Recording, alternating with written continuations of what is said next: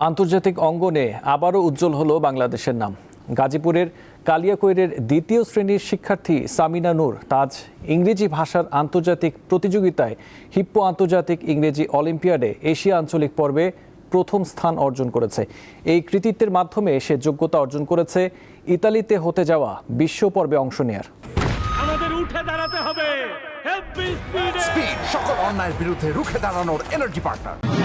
My feeling is very good after winning the worldwide championship, and I'm so happy that I won and I couldn't even believe it.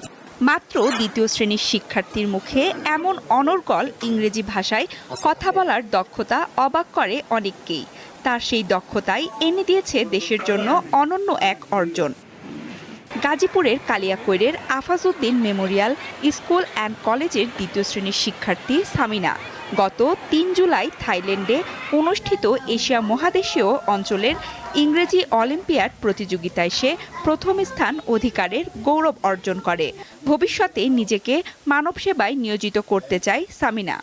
When I get older, I really want to travel and experience how humanity is, and I want to communicate with people from all over the world. শিক্ষা জীবনের শুরু থেকেই ইংরেজি ভাষার প্রতি গভীর অনুরাগী এই খুদে জিনিয়াস।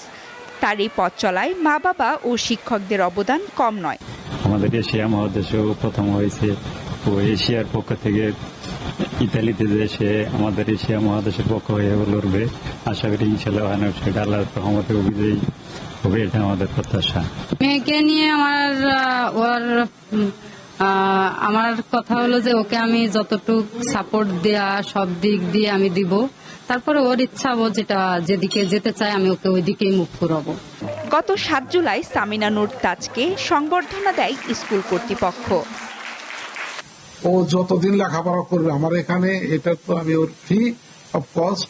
আর ও যতদিন লেখাপড়া করে, বাংলাদেশে লেখাপড়া করতে গেলে ওর পিছনে যত ব্যয় করার দরকার আফাজউদ্দিন পরিবার করবে। বিশ্বের বিভিন্ন দেশের শিক্ষার্থীদের অংশগ্রহণে হিপ্পো আন্তর্জাতিক ইংরেজি অলিম্পিয়াডে ব্যাকরণের পাশাপাশি পাঠ অনুধাবন, ভাষার সঠিক ব্যবহার এবং যোগাযোগ দক্ষতা মূল্যায়ন করা হয়। বয়সভিত্তিক এই প্রতিযোগিতার জাতীয় ও আঞ্চলিক পর্বের সফলরাই বিশ্ব পর্যায়ে অংশ নেওয়ার সুযোগ পান। সেই ধারাবাহিকতায় আগামী ২৮ সেপ্টেম্বর থেকে ৩ অক্টোবর পর্যন্ত ইতালিতে হতে যাওয়া বিশ্ব পর্যায়ের প্রতিযোগিতায় অংশগ্রহণ করবে সামিনা নূর তাজ। Thank you. সঞ্জিদা স্নিগ্ধা, দীপ্ত, বার্তা কক্ষ।